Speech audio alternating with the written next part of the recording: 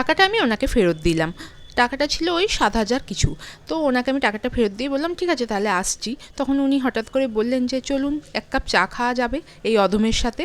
তখন আমি ওনাকে বললাম, নিজেকে অধম বলছেন কেন? বলছে, নিজেকে অধম বলবো না, আপনি তো আমাকে বিশ্বাসই করতে চাননি। তখন আমি ওনাকে বললাম যে, দেখুন আজকাল যেভাবে ফ্রড হচ্ছে, কেউ কাউকে বিশ্বাস করতেই পারে না। সেক্ষেত্রে ফোন, মানে ফোনের দুনিয়ায় যে পরিমাণ ফ্রড হচ্ছে, একদম বিশ্বাস করা উচিত নয় কাউকে। তখন উনি বললেন, হ্যাঁ ঠিকই বলেছেন। তারপর বললেন, যাই হোক চা কি খাবেন আমার সাথে? আমি বললাম, হ্যাঁ চলুন তাহলে চাটা খাওয়াই যাক।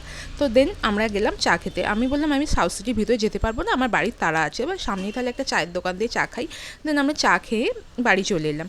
বাড়ি আসার ২ ঘন্টা পর মেসেজ এলো, বাড়ি পৌঁছেছেন? আমি বললাম, হ্যাঁ পৌঁছে গেছি। আপনি? বললাম, এই জাস্ট।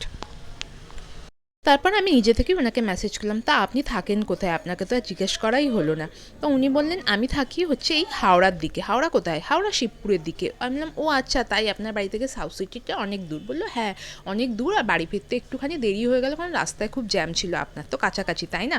উনি কিন্তু আমাকে সাহস করে আর জিজ্ঞেস করছিলেন না যে আমার বাড়ি কোথায়। তারপরে আমি নিজে থেকেই আমার ঠিকানাটা বললাম। তখন উনি বললেন, ও আচ্ছা আপনি তো একদম কলকাতার কাছাকাছি থাকেন, তাই আপনার বাড়ি থেকে সাউথ সিটিটা কাছে? আমি বললাম, হ্যাঁ আমি একদম কলকাতার কাছাকাছি থাকি, তাই আমার বাড়ি থেকে ওই জায়গাটাই হচ্ছে সবথেকে কাছে। তো উনি আমাকে মেসেজ করলেন, আপনি কি করেন? আমি বললাম, আমি টিউশনি পড়াই, গ্র্যাজুয়েট হয়ে বাড়িতে শুধুই টিউশনি পড়াই, আর কিছু করি না। উনি বললেন, বাহ খুব ভালো কাজ, সমাজের উন্নতি করছেন। আমি বললাম, সমাজের উন্নতি করছি কিনা জানি না, কিন্তু নিজের কিছু রোজগার হয়। তা আমি ওনাকে জিজ্ঞেস করলাম, আপনার এই ধার কেন?